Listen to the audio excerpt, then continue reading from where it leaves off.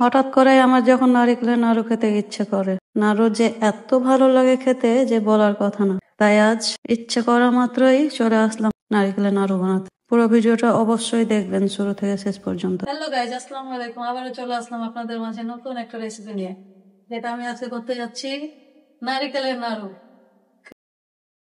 নারিকেল ফাটাতে যাচ্ছি। অনেকগুলো নারিকেল ছিল, সবগুলোকে এক এক করে ফাটিয়ে নিলাম। ফাটানোর সঙ্গে সঙ্গে আমার হাত থেকে ভেঙে পড়ে গেল পানির মধ্যে। দেখুন, নারিকেল গুলো ভাঙছিলাম আর যখন পানি পড়ছিল দেখতেই কত ভালো লাগছিল। এতগুলো নারিকেল ভাঙলাম, এখন এতগুলো নারিকেল দিয়ে নাড়ু বানাবো। নারিকেল ফাটানোর পর নারিকেল খাই, এমন ভাবে খান করবেন কমেন্টের মাধ্যমে। মিষ্টি করতে আসলাম, দেখি কেমন করে করা যায়।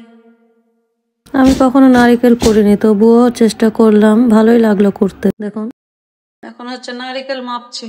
গুড় আর নারিকেল গুলো মেপে নিলাম প্রথমে, এরপরে এর মধ্যে ঘি দিলাম, কারণ ঘি দিলে জিনিসটা অনেক মোলায়েম হয়, ভালো লাগে। এরপর আস্তে আস্তে জাল দিয়ে সবগুলোকে নেড়ে চেড়ে ভালো করে মিক্স করে নিলাম। এত চাকর যে চা খেতেই থাকে। এখন হচ্ছে নাড়াচাড়া করে যখন হয়ে গেছে, নামিয়ে একটু ঠান্ডা করলাম।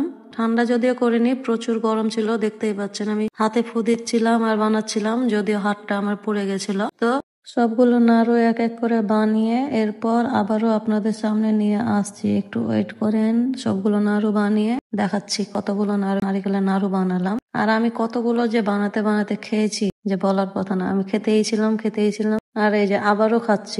নারিকেল খাচ্ছিলাম, এতগুলো প্লেটে নারিকেল নিয়ে এসে খেতে খেতে সবাই আমাকে বলছিল যে আমি নাকি অনেকগুলো নারিকেলের নাড়ু খেয়ে নিয়েছি, তাই হাসছিলাম। এখন আবার খাচ্ছি, মানে খেতেই ছিলাম। যতক্ষণ নাড়ুটা আমার হাতে ছিল আমি খেতেই ছিলাম। এরপর বয়মে সুন্দর মতো সাজালাম। সাজানোর পরও বয়মটা ভর্তি হয়নি, যদিও অনেক ভালো লাগছে দেখতে।